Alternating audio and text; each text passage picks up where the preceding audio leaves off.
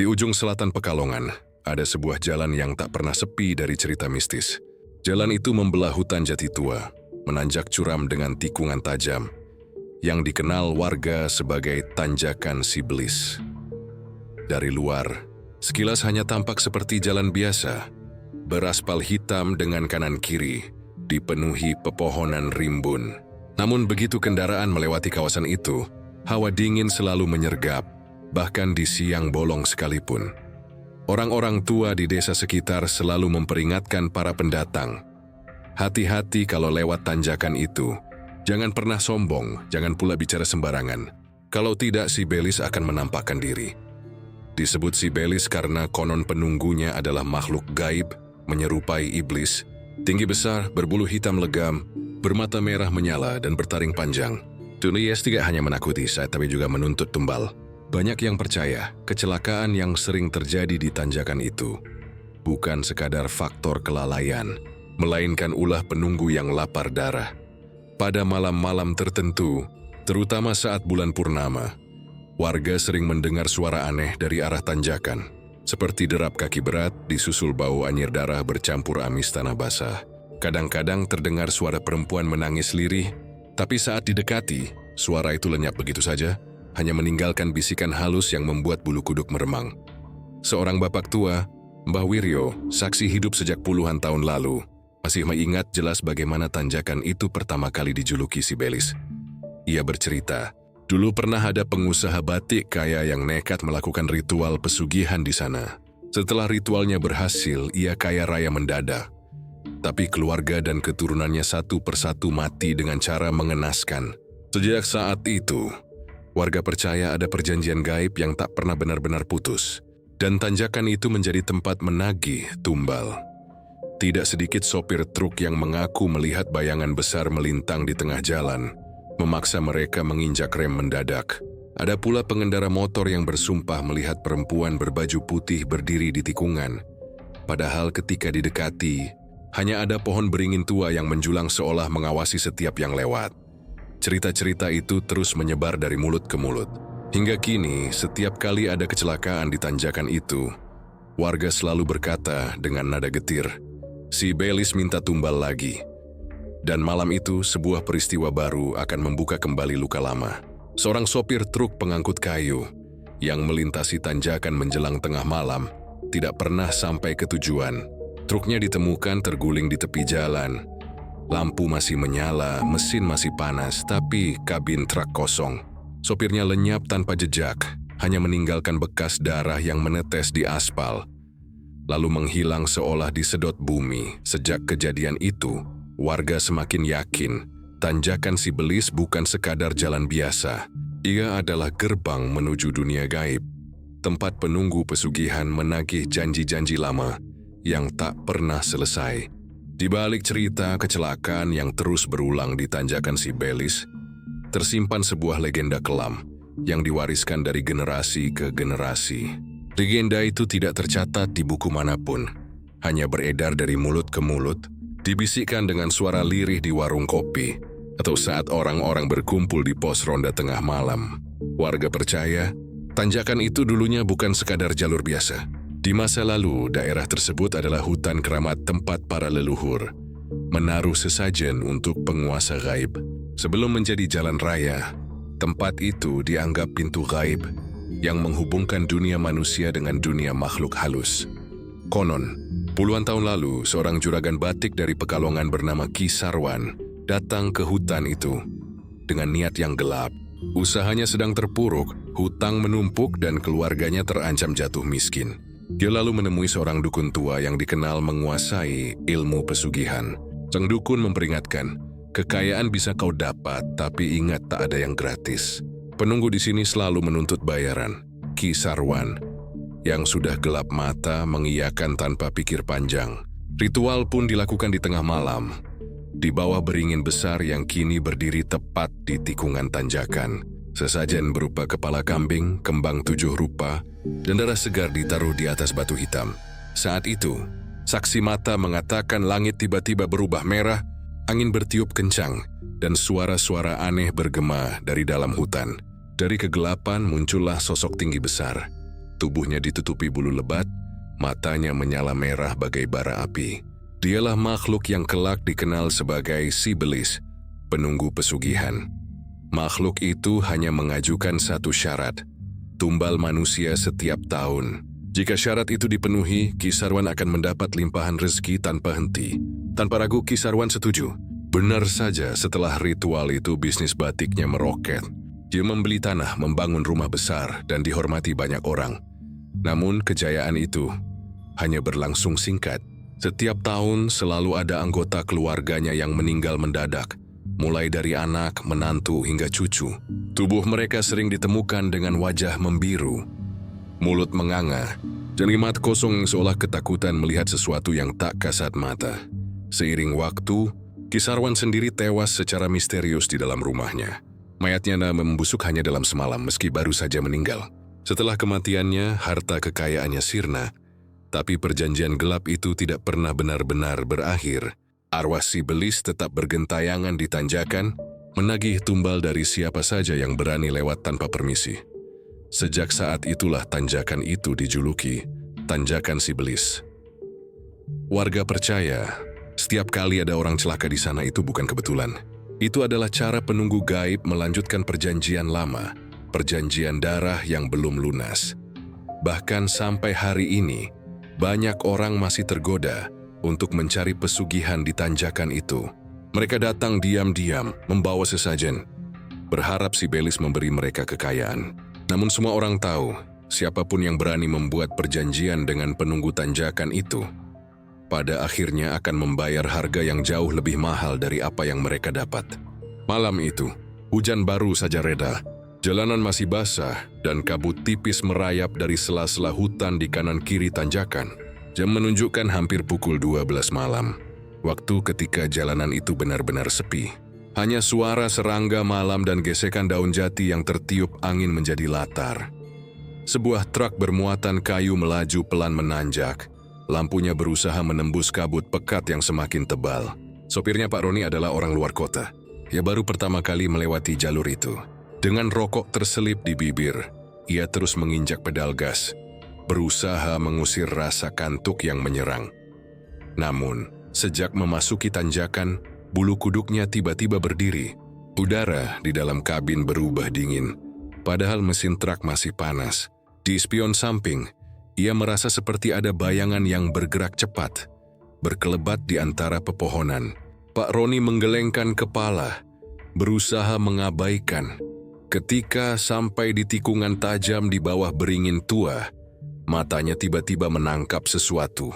Di tengah jalan, berdiri sosok perempuan berbaju putih panjang. Rambutnya tergerai menutupi wajah. Tubuhnya diam, tegak seperti menunggu. Kaget Pak Roni menginjak rem mendadak. Ban truk berdecit keras, menyisakan bau gosong karet terbakar. Tapi saat diperhatikan lagi, sosok perempuan itu hilang. Tidak ada siapapun di jalan. Hanya kabut tebal yang menggantung, dan daun-daun beringin yang bergetar seolah disentuh sesuatu yang tak terlihat. Nafas Pak Roni terengah. Paling cuma ngantuk, gumamnya. Dia menyilingkan rokok baru, mencoba menenangkan diri. Tapi baru beberapa meter berjalan, hal aneh kembali terjadi. Dari kaca spion, ia melihat jelas sosok perempuan yang sama kini duduk di bak belakang truknya, menatap lurus dengan wajah pucat penuh darah. Pak Roni panik. Ia segera menginjak gas dalam-dalam. Truk meraung keras melaju menanjak dengan kecepatan tak terkendali. Namun dari arah tikungan berikutnya, terlihat bayangan lain. Makhluk besar hitam berbulu, matanya merah menyala, berdiri di tengah jalan dengan rahang menganga lebar. Jeritan keras menggema di dalam kabin truk. Roni membanting setir, truk oleng, menabrak pohon besar di pinggir tanjakan. Suara dentuman keras membangunkan warga desa yang rumahnya tak jauh dari sana. Mereka berlarian menuju lokasi. Saat ditemukan, truk itu terguling. Lampu masih menyala, mesin masih berderu. Anehnya, kabin truk kosong. Tidak ada tubuh sopir, hanya bercak darah yang menetes di kursi, lalu menghilang di lantai kabin, seolah-olah darah itu disedot oleh tanah. Yang lebih mengerikan, di kaca depan truk terdapat bekas goresan panjang, seperti cakaran kuku raksasa. Warga yang menyaksikan hanya bisa terdiam, sebagian membaca doa, sebagian lagi bergumam, "Sibelis, Minta tumbal lagi. Sejak malam itu, nama tanjakan Sibelis semakin menyeramkan. Kabar kecelakaan misterius itu menyebar cepat, menambah panjang daftar korban yang hilang tanpa jejak. Tak ada yang tahu pasti di mana jasad Pak Roni berada, tapi sebagian warga yakin ia telah menjadi bagian dari perjanjian gelap yang tak kasat mata. Malam itu hujan baru saja reda, jalanan masih basah, dan kabut tipis merayap dari sela-sela hutan di kanan kiri tanjakan. Jam menunjukkan hampir pukul 12 malam, waktu ketika jalanan itu benar-benar sepi. Hanya suara serangga malam dan gesekan daun jati yang tertiup angin menjadi latar.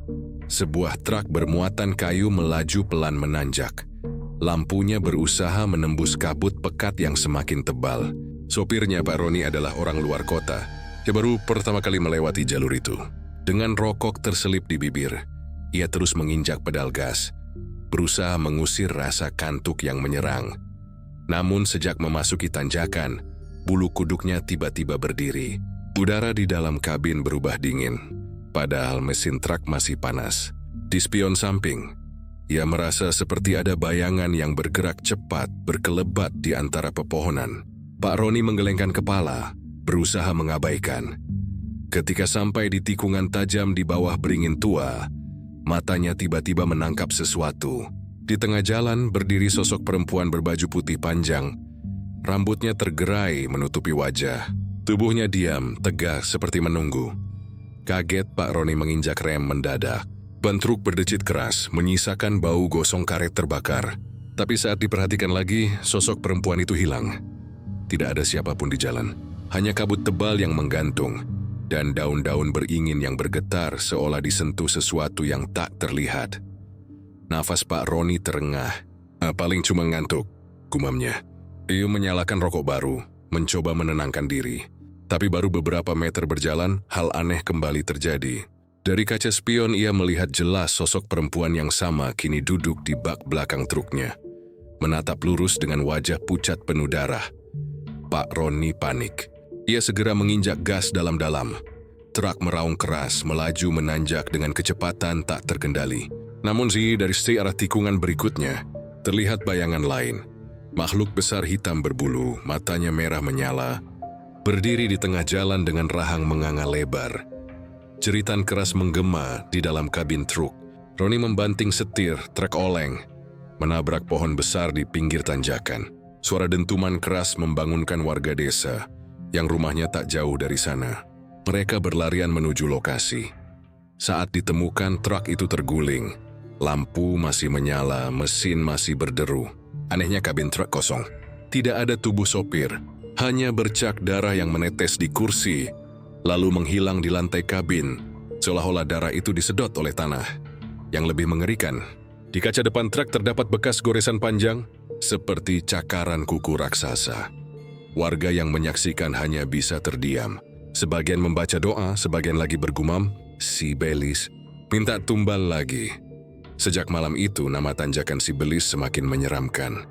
Kabar kecelakaan misterius itu menyebar cepat, menambah panjang daftar korban yang hilang tanpa jejak. Tak ada yang tahu pasti di mana jasad Pak Roni berada, tapi sebagian warga yakin ia telah menjadi bagian dari perjanjian gelap yang tak kasat mata. Malam itu hujan baru saja reda, jalanan masih basah, dan kabut tipis merayap dari sela-sela hutan di kanan kiri tanjakan. Jam menunjukkan hampir pukul 12 malam, waktu ketika jalanan itu benar-benar sepi. Hanya suara serangga malam dan gesekan daun jati yang tertiup angin menjadi latar.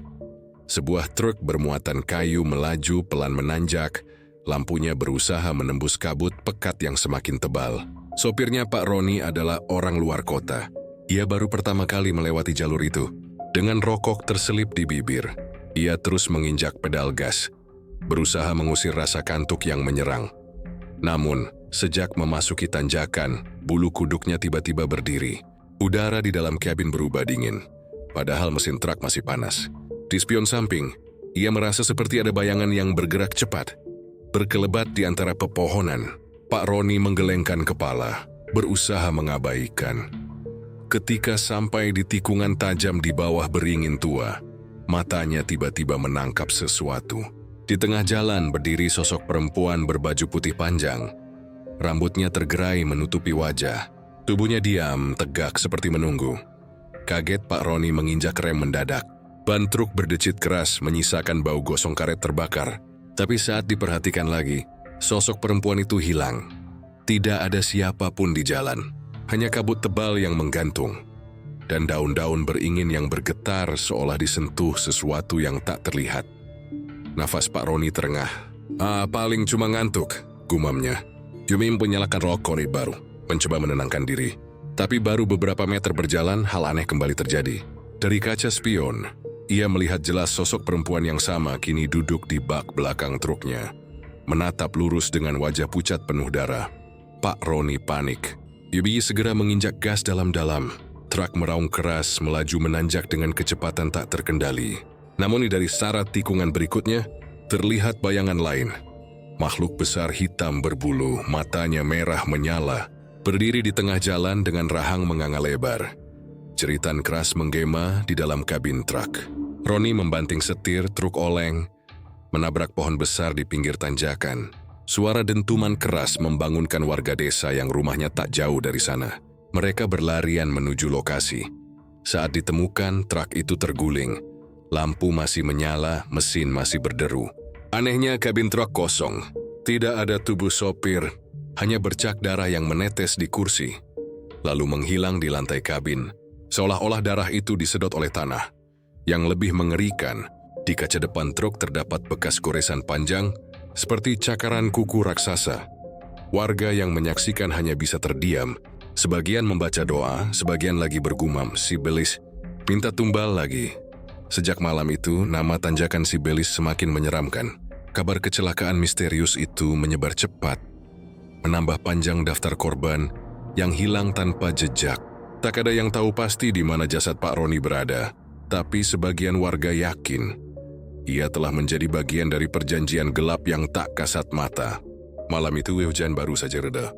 Jalanan masih basah, dan kabut tipis merayap dari sela-sela hutan di kanan kiri tanjakan. Jam menunjukkan hampir pukul 12 malam, waktu ketika jalanan itu benar-benar sepi. Hanya suara serangga malam dan gesekan daun jati yang tertiup angin menjadi latar. Sebuah truk bermuatan kayu melaju pelan menanjak, lampunya berusaha menembus kabut pekat yang semakin tebal. Sopirnya Pak Roni adalah orang luar kota. Yona baru pertama kali melewati jalur itu. Dengan rokok terselip di bibir, ia terus menginjak pedal gas, berusaha mengusir rasa kantuk yang menyerang.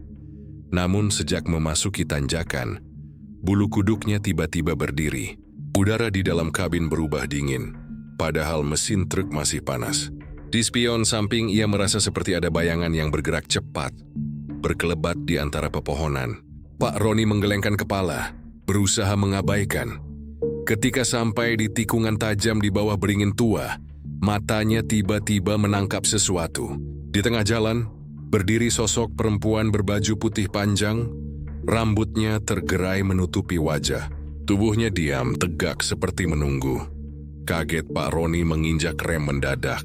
Ban truk berdecit keras, menyisakan bau gosong karet terbakar. Tapi saat diperhatikan lagi, sosok perempuan itu hilang. Tidak ada siapapun di jalan, hanya kabut tebal yang menggantung, dan daun-daun beringin yang bergetar seolah disentuh sesuatu yang tak terlihat. Nafas Pak Roni terengah. Paling cuman ngantuk, gumamnya. Julia menyalakan rokok baru, mencoba menenangkan diri. Tapi baru beberapa meter berjalan, hal aneh kembali terjadi. Dari kaca spion, ia melihat jelas sosok perempuan yang sama kini duduk di bak belakang truknya. Menatap lurus dengan wajah pucat penuh darah. Pak Roni panik. Ia segera menginjak gas dalam-dalam. Truk meraung keras, melaju menanjak dengan kecepatan tak terkendali. Namun dari arah tikungan berikutnya, terlihat bayangan lain. Makhluk besar hitam berbulu. Matanya merah menyala, berdiri di tengah jalan dengan rahang menganga lebar. Jeritan keras menggema di dalam kabin truk. Roni membanting setir truk oleng, menabrak pohon besar di pinggir tanjakan. Suara dentuman keras membangunkan warga desa yang rumahnya tak jauh dari sana. Dan mereka berlarian menuju lokasi. Saat ditemukan, truk itu terguling. Lampu masih menyala, mesin masih berderu. Anehnya kabin truk kosong. Tidak ada tubuh sopir, hanya bercak darah yang menetes di kursi, lalu menghilang di lantai kabin. Seolah-olah darah itu disedot oleh tanah. Yang lebih mengerikan, di kaca depan truk terdapat bekas goresan panjang, seperti cakaran kuku raksasa. Warga yang menyaksikan hanya bisa terdiam. Sebagian membaca doa, sebagian lagi bergumam, "Si belis." Minta tumbal lagi. Sejak malam itu, nama tanjakan Si Belis semakin menyeramkan. Kabar kecelakaan misterius itu menyebar cepat, menambah panjang daftar korban yang hilang tanpa jejak. Tak ada yang tahu pasti di mana jasad Pak Roni berada. Tapi sebagian warga yakin, ia telah menjadi bagian dari perjanjian gelap yang tak kasat mata. Setelah perjanjian gelap itu, hidup Arif berubah drastis. Usahanya yang dulu nyaris bangkrut kini berkembang pesat. Uang mengalir deras, orang-orang kembali menaruh hormat padanya, dan ia mulai dikenal sebagai pengusaha muda yang beruntung. Namun di balik semua kejayaan itu, Arif menyimpan rahasia besar, janji tumbal yang harus ia bayar setiap tahun. Hari-hari pertama, ia mencoba menutup telinga dari bisikan-bisikan gaib. Tapi semakin lama, semakin kuat suara itu terdengar, terutama saat tengah malam. Suara berat penuh gema. Suara yang sama saat ia berhadapan dengan makhluk penunggu tanjakan. Selalu mengulang kalimat yang sama. Darah. Nyuh, persembahan. Arif mulai resah. Tidurnya tidak pernah tenang. Bayangan gadis bergaun putih selalu muncul di cermin, di sudut kamar, bahkan di kaca mobil saat ia mengemudi sendirian. Hingga akhirnya, tepat 1 tahun setelah perjanjian itu, sebuah kejadian menggemparkan warga desa di sekitar tanjakan Si Belis. Seorang gadis muda bernama Sari, anak penjual warung kopi di dekat jalan, mendadak hilang tanpa jejak. Malam itu, ia terakhir terlihat pulang dari membantu ibunya menutup warung. Sejak itu, tidak pernah kembali, yang membuat bulu kuduk warga merinding. Di dekat pohon beringin tua di tanjakan, ditemukan sandal jepit kecil milik Sari, basah oleh embun malam.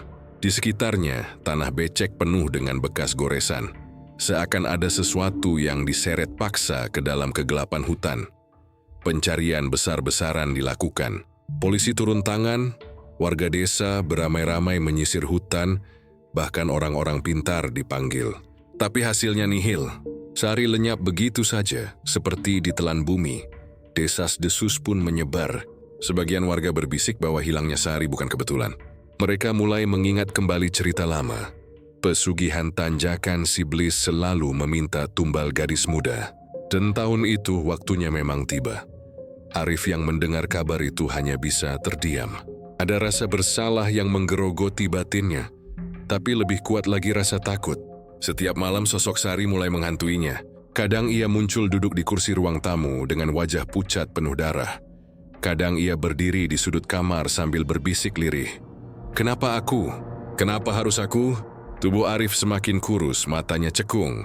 Meski di luar ia tetap tampil dengan senyum pengusaha sukses. Tak ada yang tahu, di balik gemerlap harta dan popularitas ia sebenarnya sedang dihantui dosa besar. Dan seolah ingin memperkuat rumor, hilangnya Sari hanyalah awal. Tahun berikutnya, gadis lain kembali hilang. Kali ini seorang siswi SMA yang pulang dari belajar kelompok. Tas sekolahnya ditemukan di pinggir jalan, tepat di tanjakan. Tapi tubuhnya tidak pernah kembali. Warga semakin yakin penunggu pesugihan sedang menagih janji. Mereka mulai berbisik di balik pintu. Pasti ada orang yang main pesugihan lagi. Tumbalnya gadis desa kita. Namun tidak ada yang berani menuduh terang-terangan. Semua tahu siapapun yang menentang bisa saja menjadi korban berikutnya. Arif sendiri hidup dalam dilema. Setiap kali melihat berita hilangnya gadis-gadis itu, jantungnya berdegup keras. Ia tahu itu adalah sebuah perjanjian yang ia buat. Tapi semakin ia takut, semakin besar pula kekayaan yang ia dapat. Dan di balik semua itu, ada satu kenyataan yang tak bisa ia bantah. Perjanjian itu tidak bisa diputus. Selama ia hidup, darah akan terus mengalir, nyawa akan terus hilang, dan penunggu tanjakan Si Belis akan selalu menagih. Setelah perjanjian gelap itu, hidup Arif berubah drastis. Usahanya yang dulu nyaris bangkrut kini berkembang pesat. Uang mengalir deras, orang-orang kembali menaruh hormat padanya. Dan ia mulai dikenal sebagai pengusaha muda yang beruntung. Namun di balik semua kejayaan itu, Arif menyimpan rahasia besar, janji tumbal yang harus ia bayar setiap tahun. Hari-hari pertama, ia mencoba menutup telinga dari bisikan-bisikan gaib. Tapi semakin lama, semakin kuat suara itu terdengar, terutama saat tengah malam. Suara berat penuh gema, suara yang sama saat ia berhadapan dengan makhluk penunggu tanjakan. Selalu mengulang kalimat yang sama, darah, nyawa, persembahan. Arif mulai resah. Tidurnya tidak pernah tenang. Bayangan gadis bergaun putih selalu muncul di cermin, di sudut kamar, bahkan di kaca mobil saat ia mengemudi sendirian. Hingga akhirnya, tepat 1 tahun setelah perjanjian itu, sebuah kejadian menggemparkan warga desa di sekitar tanjakan Sibelis. Seorang gadis muda bernama Sari, anak penjual warung kopi di dekat jalan, mendadak hilang tanpa jejak. Malam itu, ia terakhir terlihat pulang dari membantu ibunya menutup warung. Sejak itu tidak pernah kembali, yang membuat bulu kuduk warga merinding. Di dekat pohon beringin tua di tanjakan, ditemukan sandal jepit kecil milik Sari, basah oleh embun malam. Di sekitarnya, tanah becek penuh dengan bekas goresan. Seakan ada sesuatu yang diseret paksa ke dalam kegelapan hutan. Pencarian besar-besaran dilakukan. Polisi turun tangan. Warga desa beramai-ramai menyisir hutan, bahkan orang-orang pintar dipanggil. Tapi hasilnya nihil. Seri lenyap begitu saja, seperti ditelan bumi. Desas-desus pun menyebar. Sebagian warga berbisik bahwa hilangnya Sari bukan kebetulan. Mereka mulai mengingat kembali cerita lama. Pesugihan tanjakan Sibelis selalu meminta tumbal gadis muda. Dan tahun itu, waktunya memang tiba. Arif yang mendengar kabar itu hanya bisa terdiam. Ada rasa bersalah yang menggerogoti batinnya, tapi lebih kuat lagi rasa takut. Setiap malam sosok Sari mulai menghantuinya. Kadang ia muncul duduk di kursi ruang tamu dengan wajah pucat penuh darah. Kadang ia berdiri di sudut kamar sambil berbisik lirih. "Kenapa aku? Kenapa harus aku?" Tubuh Arif semakin kurus, matanya cekung. Meski di luar ia tetap tampil dengan senyum pengusaha sukses. Tak ada yang tahu, di balik gemerlap harta dan popularitas ia sebenarnya sedang dihantui dosa besar. Dan seolah ingin memperkuat rumor, hilangnya Sari hanyalah awal. Tahun berikutnya gadis lain kembali hilang. Kali ini seorang siswi SMA yang pulang dari belajar kelompok. Tas sekolahnya ditemukan di pinggir jalan, tepat di tanjakan. Tapi tubuhnya tidak pernah kembali. Warga semakin yakin penunggu pesugihan sedang menagih janji. Mereka mulai berbisik di balik pintu. Pasti ada orang yang main pesugihan lagi. Tumbalnya gadis desa kita. Namun tidak ada yang berani menuduh terang-terangan. Semua tahu, siapapun yang menentang bisa saja menjadi korban berikutnya. Arif sendiri hidup dalam dilema. Setiap kali melihat berita hilangnya gadis-gadis itu, jantungnya berdegup keras. Ia tahu itu adalah karet dari perjanjian yang ia buat. Tapi semakin ia takut, semakin besar pula kekayaan yang ia dapat. Dan di balik semua itu, ada satu kenyataan yang tak bisa ia bantah. Perjanjian itu tidak bisa diputus. Selama ia hidup, darah akan terus mengalir. Nyawa akan terus hilang dan penunggu tanjakan Sibelis akan selalu menagih. Setelah 2 tahun perjanjian itu berjalan, Arif mulai merasa semakin tertekan. Hilangnya gadis-gadis desa terus menghantui pikirannya. Setiap kali ada berita kehilangan, tubuhnya bergetar. Dia tahu semua itu ada kaitannya dengan perjanjian gelap yang ia buat. Namun, yang lebih membuatnya takut adalah bisikan gaib yang semakin sering datang. Tidak lagi hanya di malam hari, tapi juga di siang bolong. Saat ia duduk di kantor mewahnya, tiba-tiba terdengar suara berat bergaung di telinganya. "Jangan lupakan janji. Jangan coba melarikan diri." Arif mulai panik. Dia meyus bahwa semakin lama ikatan dengan penunggu tanjakan Sibelis semakin kuat. Ia merasa hidupnya bukan miliknya lagi. Dalam ketakutan itu, ia kembali mencari pertolongan pada Kiranu, dukun tua yang dulu mempertemukannya dengan makhluk penunggu. Dengan wajah pucat dan suara bergetar, Arif memohon, "Ki, ku tak sanggup lagi. Hentikan semua ini. Ambil kembali harta ini, aku hanya ingin hidup tenang." Kiranu hanya tersenyum tipis. Matanya tajam berkilat. "Kau kira mudah memutus perjanjian dengan makhluk gaib sekelas itu? Tidak ada jalan keluar kecuali dengan nyawa. Entah nyawamu atau nyawa pengganti." Arif semakin terpuruk. Kiweb merasa seperti binatang yang terjebak dalam kandang. Namun di balik kata-kata itu, ada sesuatu yang tidak ia sadari. Kiranu sendiri menyimpan ambisi yang jauh lebih besar. Dukun tua itu ternyata bukan sekadar perantara. Ia juga diam-diam melakukan pesugihan yang sama. Hanya saja ia cerdik menggunakan Arif sebagai wadah. Perjanjian yang dibuat Arif sesungguhnya memberi keuntungan bagi Kiranu. Ia memperoleh kekuatan gaib, perlindungan dari roh penunggu, dan bagian dari aliran kekayaan Arif. Namun semakin besar kekayaan yang terkumpul, Kiranu mulai merasa serakah. Ia ingin menguasai semuanya sendiri.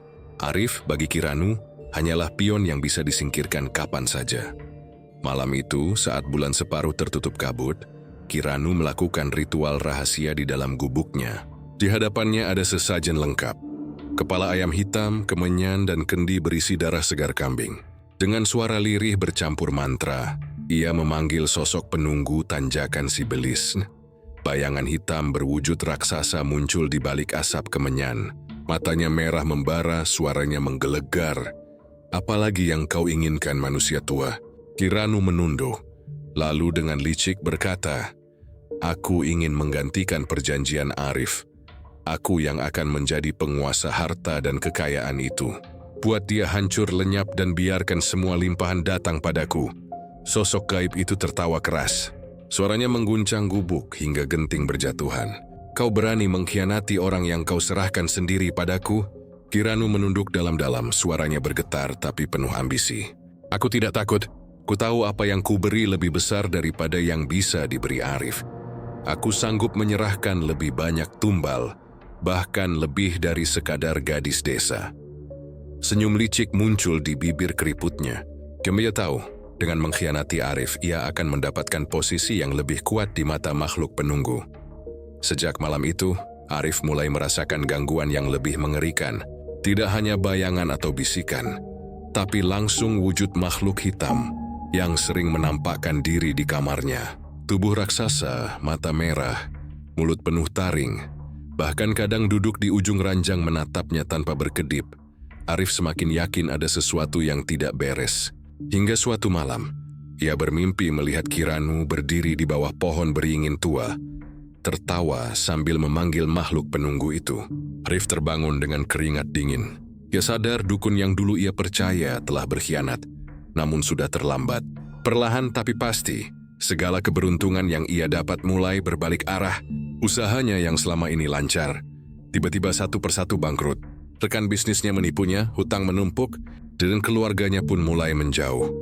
Seolah-olah semua yang ia miliki ditarik kembali, dan kini diarahkan kepada seseorang lain. Dan benar saja, kabar mengejutkan datang. Hanya dalam waktu singkat, Kiranu yang tua renta tiba-tiba mendadak kaya raya. Tanahnya yang dulu kosong penuh alang-alang kini dipenuhi truk, sawahnya berubah menjadi tambang pasir, dan orang-orang berdatangan memujanya. Arif hanya bisa terdiam. Ia sadar, dukun tua itu telah mengkhianatinya dan mengambil alih perjanjiannya dengan penunggu. Tapi yang membuatnya semakin ketakutan, bisikan gaib kini berubah. Bukan lagi sekadar menagih tumbal, melainkan suara penuh ancaman. Kau sudah tidak berguna. Saatnya kau yang menjadi persembahan.